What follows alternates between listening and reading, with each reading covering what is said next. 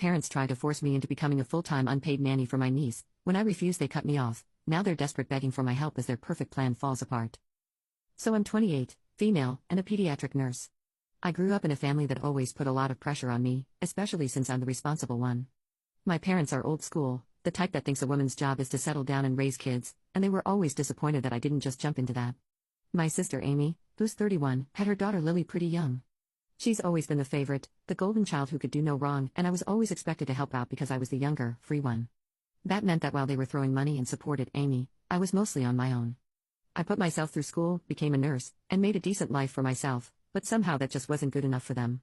Things came to a head around 6 months ago when my dad called me saying they wanted to have a family discussion about something important. I figured it was something about Amy probably needing more help since she had just started a new job. But when I got there, they sat me down in the living room and got straight to it.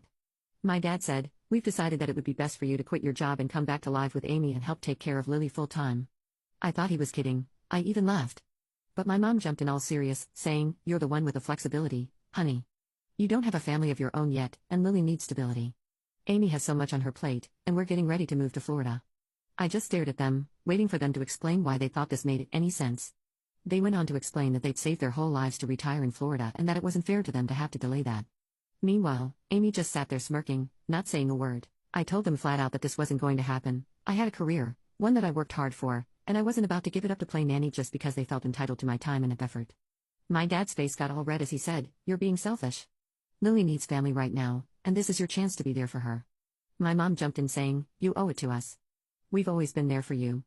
I reminded her that I'd been paying my own way since I was 18 and that they hadn't helped me with college, rent, or really anything. But she just brushed it off saying Amy's situation is different, she's a single mom and I have to understand that it's not the same. I finally said, "I'm not quitting my job and I'm not moving back. If Amy needs a babysitter, she can hire one, it's not my responsibility." That's when they turned nasty. My mom said, "If you walk away from this, don't expect us to be there for you when you need it, don't expect a cent from us."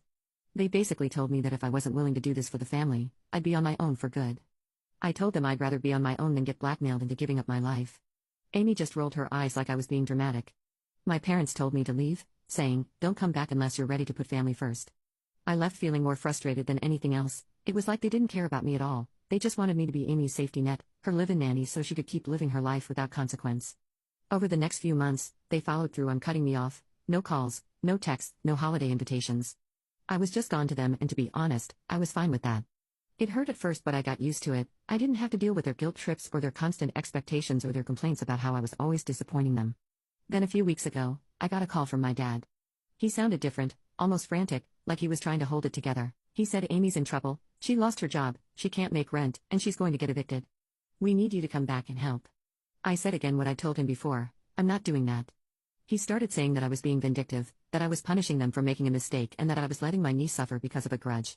I told him this isn't my grudge, this is my life. You all decided I wasn't family the minute I said no to your plan. My mom called next, all fake sweet, like she thought if she just buttered me up I'd give in. She even said they'd help me get a place if I just came back to be with family for a while. I almost laughed. They didn't even want me to live with Amy, they just wanted me close enough to be at her beck and call. I told her I wasn't interested. She got mad and started saying, "Well, if anything happens to Lily that'll be on you." I told her I loved Lily but I wasn't her mother, that's Amy's job, not mine.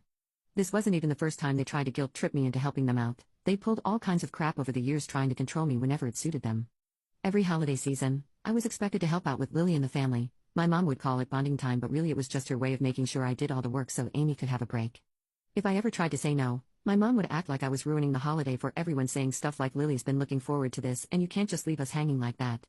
One year she even told me, "If you don't want to be part of this family maybe you shouldn't come at all."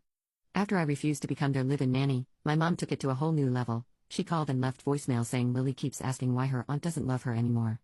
She even got Lily to FaceTime me once whispering, "Ask Auntie why she doesn't want to see you." I stopped going home for the holidays altogether. I spent Christmas with friends that year and had one of the best holidays of my life. My mom was furious, calling me selfish, saying I was abandoning my family, but I just let it go. I wasn't going to let them guilt me into being Amy's unpaid babysitter anymore. They were masters at twisting the story to make me look like the bad guy. When I graduated from nursing school they barely acknowledged it, focusing instead on Amy's natural caregiving instincts. Even after I got promoted they shrugged it off saying things like, "It's a shame you're so busy all the time, if only you could focus on family more."